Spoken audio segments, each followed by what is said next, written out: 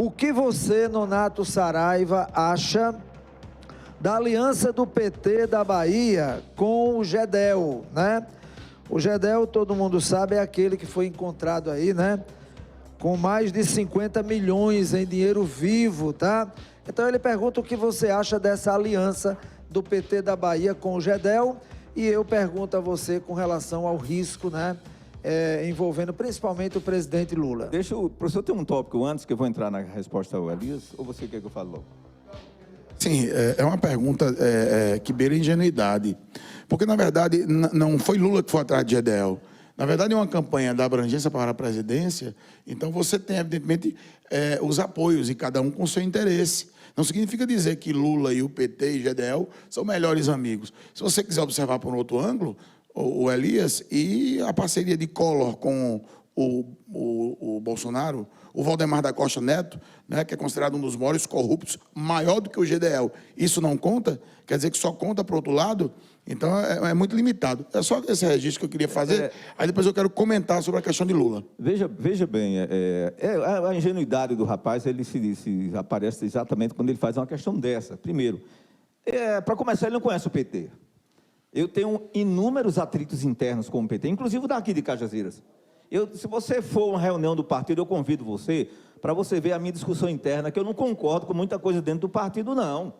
Certo? Você está lidando com militante, que muitas vezes eu sou voto vencido lá dentro. Você é militante ou é ativista? Eu sou ativista, eu sou diretoriando do Partido dos Trabalhadores, certo? Você é militante também. Com muito orgulho, claro. Militante também. É porque o pessoal acha que militante não trabalha. Tem gente que tem isso na cabeça, sabe, Fernando? Que por você ser militante, né, aquela lógica... É porque o Nonato não gosta de ser chamado de militante. Não, porque tem gente que acha que militante vive só de militância, né? Aí você não pode tirar... Não trabalha, que não... Para militar. Meu amigo, você não acompanha a minha vida dura, não. Então, veja bem, antes de você pensar do porquê o PT da Bahia está apoiando o Gedel, que isso é uma questão do PT da Bahia, que eu não concordo com muita coisa do PT nacional, e ainda é uma questão que está em andamento, você deveria explicar como o general Heleno, que disse se gritar, pegar centrão, não ficar meu irmão, está com o seu presidente e todo mundo com o centrão.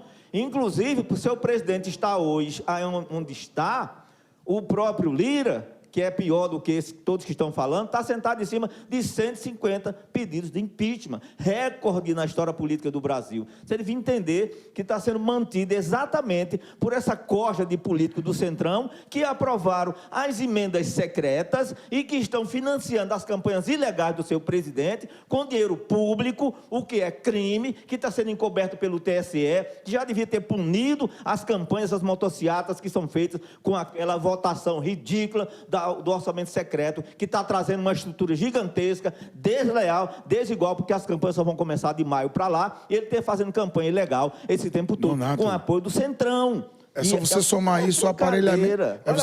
É você somar isso ao aparelhamento do governo, da Polícia Federal. Você tem um cidadão chamado Aras. Elias, o Aras hoje... em cima dos pedidos o Aras hoje é considerado pela história do Brasil como o grande engavetador dos processos com materialidade na proteção do Bolsonaro. Ele é considerado hoje uma vergonha para o Ministério Público. É considerado hoje um elemento malquisto nos setores jurídicos do Brasil. E está lá. E assim, mas é assim que funciona o processo. Deixa eu dar um exemplo para Elias, para todo mundo. Veja bem, o Bolsonaro ele mudou superintendente da Polícia Federal e 2 delegados. Justamente os 2, aliás, os 3 que estavam à frente... A saída do Moro foi por isso, né? Que estavam à frente das investigações criminais contra o Bolsonaro e das investigações criminais dos seus filhos. Ele mudou os 2 delegados e mudou o diretor, trocou.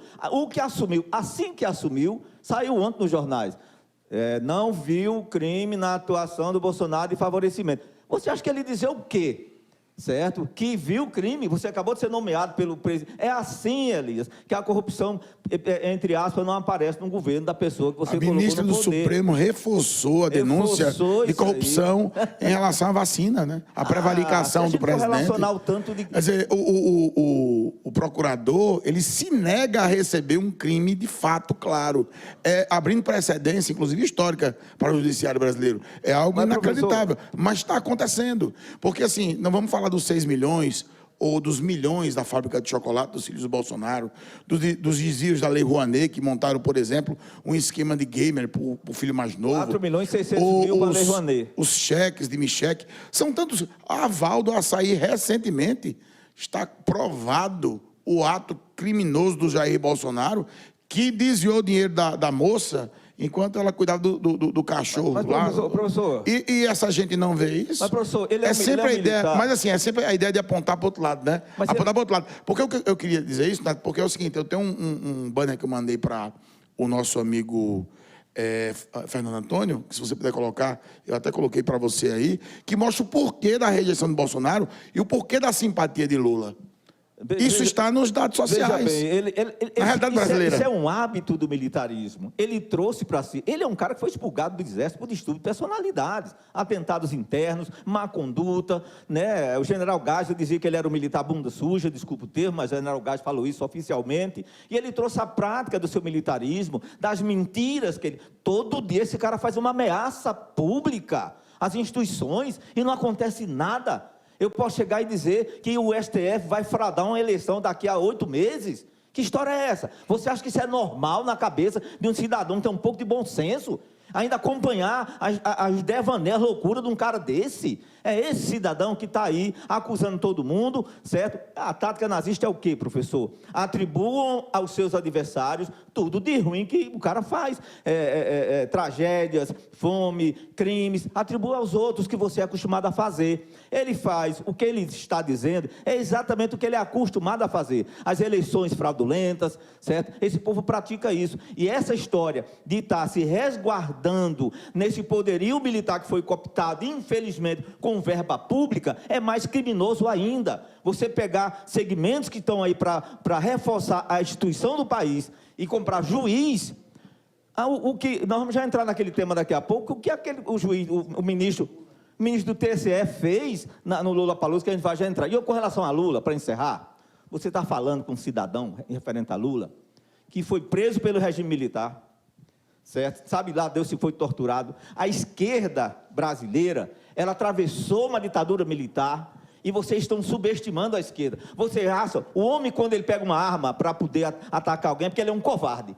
É porque ele não consegue ganhar no debate sensato. Quando você se arma, é porque você é covarde, você só resolve na bala, e você corre depois para se esconder do crime que você cometeu. O homem de verdade, ele peita de frente a frente no argumento e no diálogo. Quando foge o diálogo, se sobrepõe a ignorância. Então, o que está vendo agora no Brasil? Vocês estão lidando com um cidadão que é forjado na luta diária, luta de classes, que desafiou a ditadura militar e nunca teve medo de milico algum. E chegou ao poder através da luta do povo brasileiro. E não é um cidadão Lula que vai ter medo de ameaça, não. Estão recebendo ameaça, sim, e vindo até de militares. Não só contra Lula, mas contra militantes. Estou fazendo a denúncia aqui, agora. E não é dessa forma que você vai intimidar a esquerda, não. Porque a esquerda brasileira é forjada na luta, eu estou dizendo desde já, certo? Esses fanfarrões de rede social que ficam ameaçando os outros, de dar tiro na cabeça, tiro papapá. Quando a justiça chega, são os primeiros que se internam e choram e se agarram com tudo, tipo Sérgio Reis da vida, e começam a chorar. O próprio Bolsonaro, na hora que aperta, nunca foi uma audição na Polícia Federal. Toda vez que a Polícia Federal o chama, ele se interna. Rapaz, o cara é covarde, isso é coisa de homem não, rapaz. Quantos depoimentos do Bolsonaro já foi na Polícia Federal? Quando chamaram o Lula disse, estou aqui. Estou presente. Olha a diferença dos dois. Vocês estão lidando com duas pessoas de cabeça e coragem totalmente opostas. Um covarde e um estadista. Essa é a grande diferença. Muito